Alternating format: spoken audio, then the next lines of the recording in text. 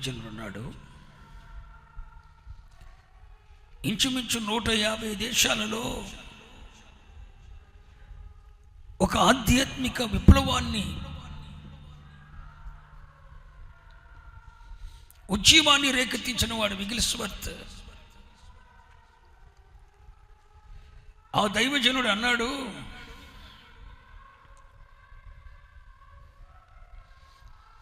తన సాక్ష్యాన్ని పొందుపరుస్తూ ఒక పుస్తకంలో విగిల్స్వర్త్ అనే దైవజనుడు రాసిన మాట ఏంటో తెలుసా? అరగంట మించి ప్రార్థన చేయలేను. ఏంటి చెప్పండి?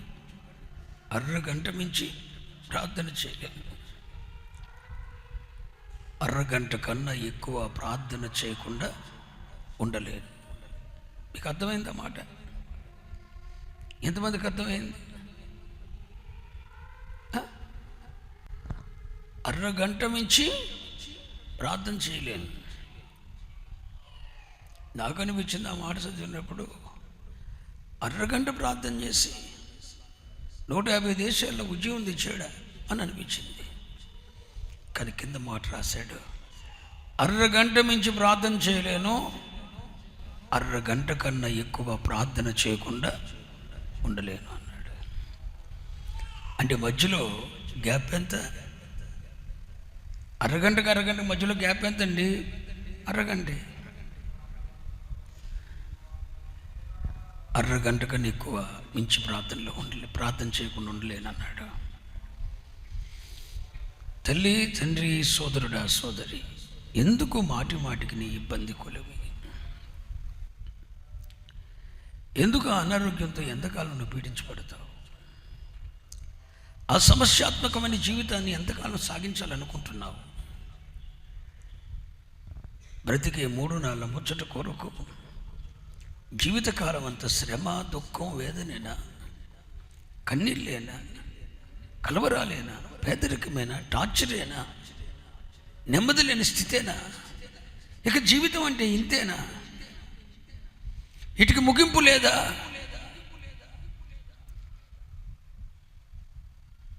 ఒక కొడుకు కొరకు ఒకరోజు ఏడిస్తే ఒక బిడ్డ కొరకు మరొక రోజా? జీవితకాలం అంత ఇంతేనా? No no no. అంతేకాదు, వాటికి ముగింపు పలకగలిగిన శక్తి నీ మోకాళ్ళ మీద ఉంది. ప్రార్థనతో విజయాలు సాధించవచ్చని ఆది కాండము నుండి ప్రకటన గ్రంథం ముగింపు వరకు కూడా విజయాలన్నీ కూడా ప్రార్థనలోనే సమ్మిళితమైపోయాయి. నువ్వు సంపాదిస్తున్నావని విరవీగుతున్నావేమో, నీ సంపాదనలో లేదు బిడ్డ విజయం. నీ ఇంట్లో ప్రార్థిస్తున్న నీ తల్లి మోకాళ్ళ మీద, నీ భార్య మోకాళ్ళ మీద, నీ నానమ్మ మోకాళ్ళ మీద ఆధారపడింది. ఇంటిలో ఒక్కరు ప్రార్థన చేసేవారుంటే ఆ ఇంటి వ్యవస్థను దేవుడు తన ఆధీనంలో తీసుకుంటాడు. ప్రార్థన, ప్రార్థన, ప్రార్థన. ఆ ప్రార్థన చేయటానికి గెత్సేమనే చోటికి వెళ్ళేవాడు. వెళ్ళి ఎలాంటి ప్రార్థన చేసేవాడు? దుఃఖపడేవాడట, చింతాక్రాంతుడైపోయేవాడట. ఎక్కడ? అది ప్రార్థనలో అనొచ్చు కదండి. ఆ చోటుకు వెళ్ళి ప్రార్థన చేస్తూ దుఃఖపడేవాడట. దుఃఖం పొర్లుతో రావాలండి దుఃఖం. నేను ఒక మంచి మాట చెప్పనా? ఎవని కన్నీటి గ్రంథులు ఎండిపోయి ఉంటాయో జీవం అక్కడ లేదు అని అర్థం. ఏ తల్లి కన్నీరు కార్చలేదో, ఏ తండ్రి కన్నీరు కార్చలేడో, కన్నీరు కార్చే అనుభవం ఏ కుటుంబంలో ఏ తల్లిదండ్రులకు ఉండదో, ఏ దైవ సేవకుడికి కన్నీటి ప్రార్థన అనుభవం ఉండదో, అక్కడ పచ్చిక బయళ్ళు ఉండవు. భూమి నెరలు విడుస్తుంది.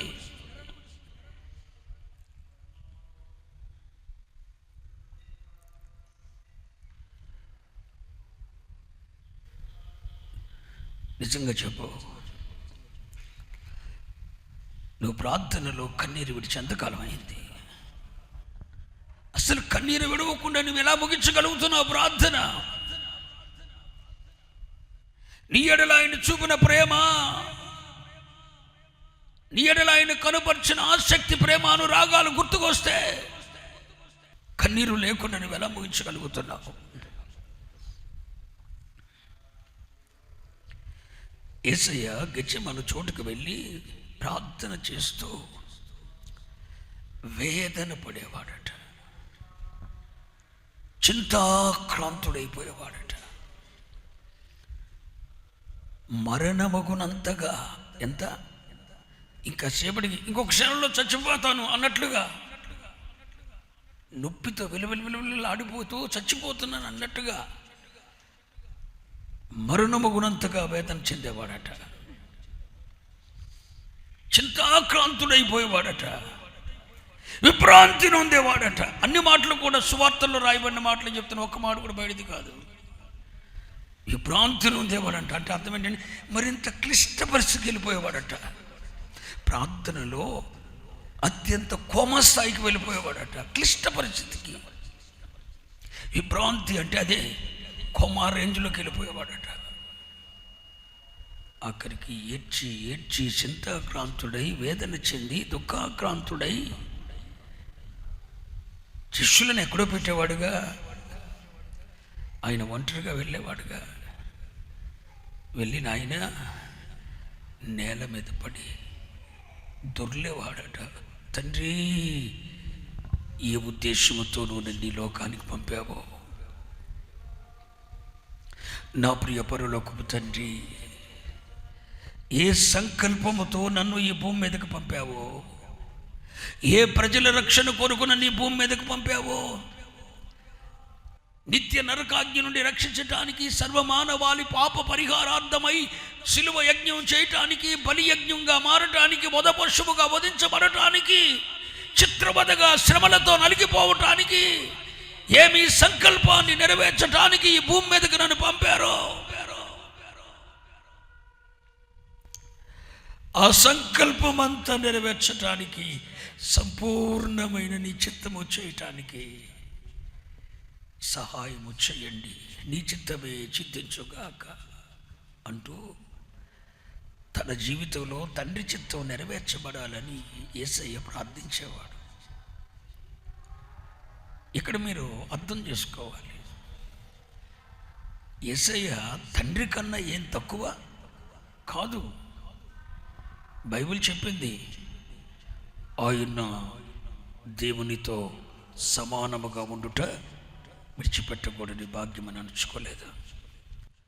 పరలోక తండ్రితో సమాన స్థాయి కలిగిన వాడు యేసయ్య. సమాన మహిమ, సమాన స్థాయి, సమాన మహిమ, సమాన స్థాయి, సమాన సింహాసనం కలిగిన వాడు యేసయ్య. తండ్రి ఎప్పటి నుండి ఉన్నాడో ఆది అనేది తండ్రికి లేదు, యేసయ్యకు లేదు. త్రిత్వములో ఒకరు ప్రభు అయిన యేసుక్రీస్తు. మరి తండ్రి చిత్తం చేయటానికి ఆ త్రిత్వములో ఒకరైనటువంటి యేసయ్య శరీరాన్ని తెలుసుకొని భూమి మీదకి వచ్చినప్పుడు, నేల మీద పడి దొర్లి ఏడ్చినప్పుడు, నేను అడుగుతున్న, ఒక్కసారైనా నీ ఇంట్లో గదికి తలుపులు వేసుకొని నేల మీద పడి ఏడ్చావా?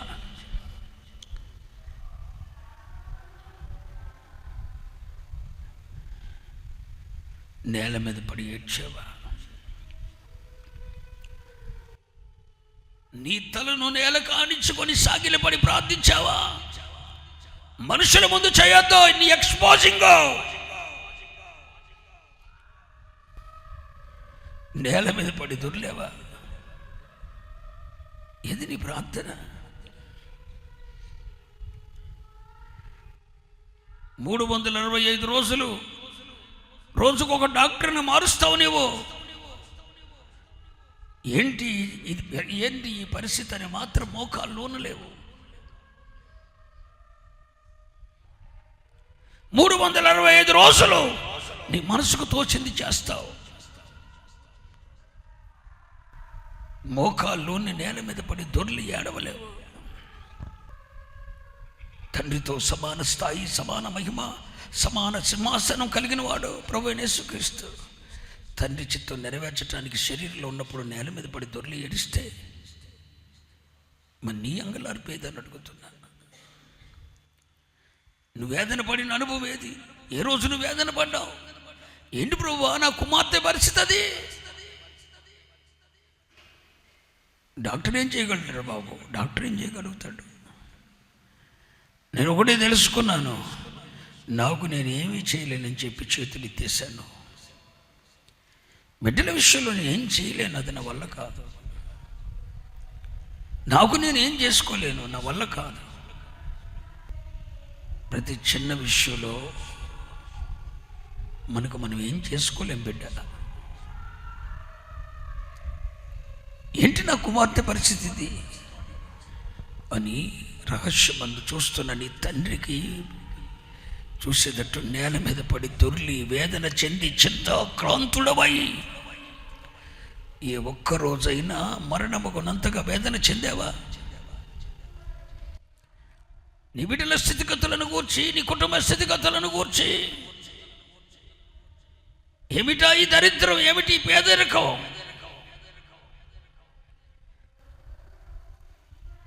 అని ఏ రోజు నువ్వు మోకాళ్ళ మీద నేల మీద పడి దొర్ల కడిగా బిడ్డ? తండ్రి చిత్తము నెరవేర్చడానికి యేసయ్య నేల మీద పడి దొర్లాడు.